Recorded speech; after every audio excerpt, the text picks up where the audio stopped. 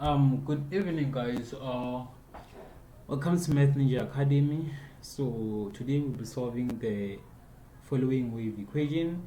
Due to the jungle in my inbox, I decided to make a video which can probably help you to prepare for tomorrow. So this question says solve the following wave equation, and then you are given or u of xx is equals to 1. 1/4 UTT. From this equation, you can already see that the value of c is what? Is 2. Why? Because uxx, which is equals to 1/c squared UTT. You can see that c squared is equals to 4. If you take the square root of this, c is going to be equals to what? To 2. Ne? And then you are required to solve the following wave equation subjected to these 4 conditions here. The first 2 are your boundary conditions, and the remaining 2 are your initial conditions. So you are going to solve this following. You are going to solve the wave equation using these conditions. So first thing first, we need to know the wave equation. The wave equation is given by u of xt, which is equals to a cos of lambda x plus b sine of lambda x, and then d cos of lambda t c, and then plus e sine of what? Sine of lambda t c. Right? This is the equation that you need to know by heart. But already we have seen that c is equals to what? C equals to 2 is equals to 2. From the equation here, we can see that c is equals to 2. So it means u of xt is going to be equals to what? A cos of lambda x plus b sine of lambda x. And then we're going to substitute the value of c where we see c. So we're going to have d cos of 2 lambda t plus e sine of 2 lambda t. Okay, good. Now we are good to go. We have this equation. This is the wave equation. So we are going to substitute this condition, the first condition, the second condition, the third, and the last. So the first condition, it says u of 0t is equals to 0.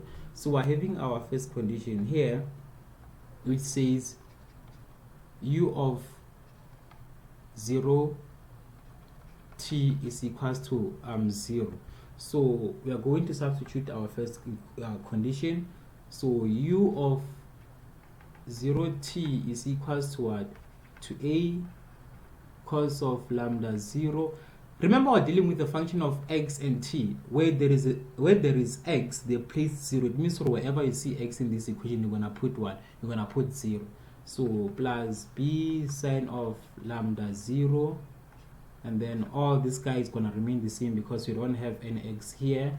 We're gonna have d cos of 2 lambda t plus e sine of 2 lambda t.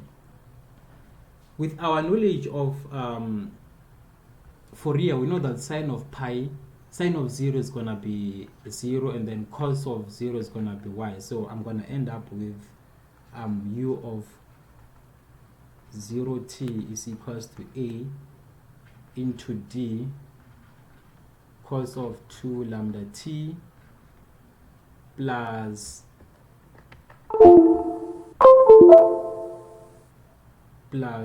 e sine of 2 lambda t, which is equals to 0. Why is 0? Because the first condition is equated to 0. Even here was supposed to equate it to 0. And then if you look at this function, the inside function, this function here, it can never be equals to 0. How can we make this function to be equals to 0? By letting a to be equals to 0. If we make a to be equals to 0, it means this whole function will be equals to 0. Why? Because if you make a to be equals to 0 and we multiply it throughout, we're gonna have 0. The left hand side will be the same as the right hand side. So now we have obtained the value of a. After obtaining the value of a, you're gonna substitute it where? Back into the original equation. If you put 0 here, everything will be 0. So it means we'll be left with u of xt is equals to what?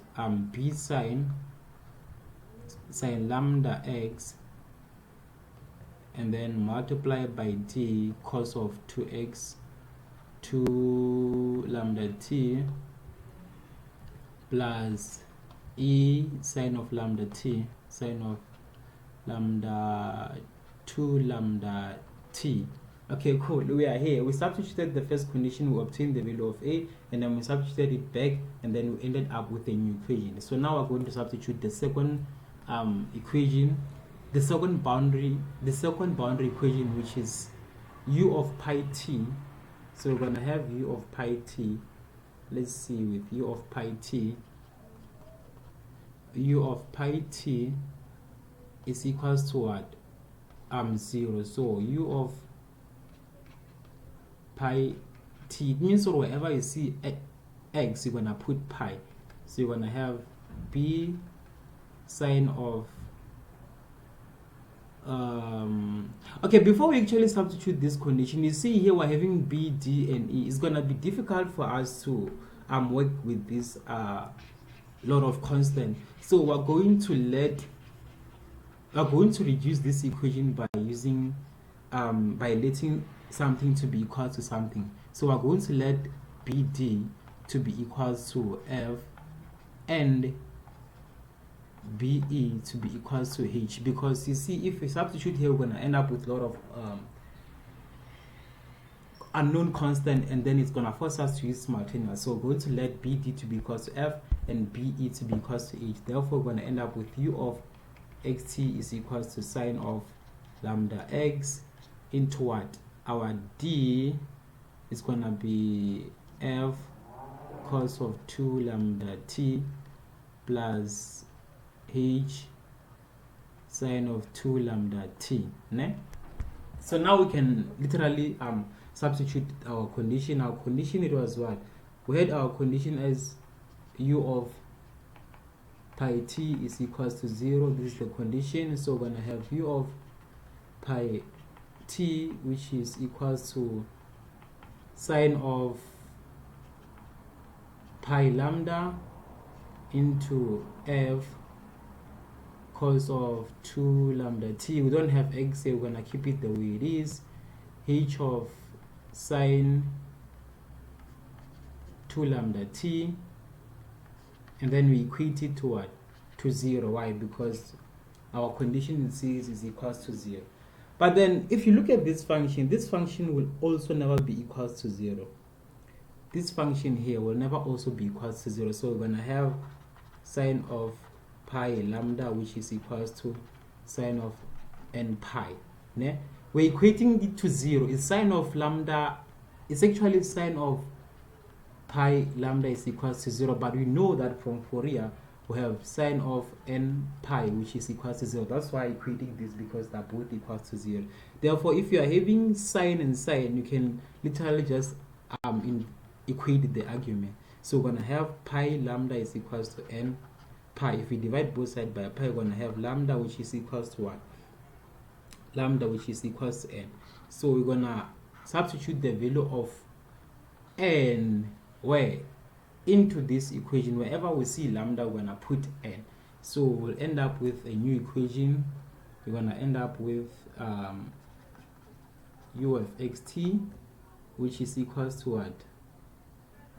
Sine of nx into what? F cos of 2 n t, yes, plus H sine of 2 n t. Okay, cool. So now we have our third condition which we need to substitute, which is u of x0 is equals to 0. Let's substitute our third equation, third condition.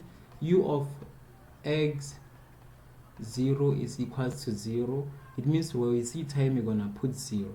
So you're going to have u of x0 is equals to what? Sine of nx into F cos of 2n into 0 plus H sine of 2n into 0.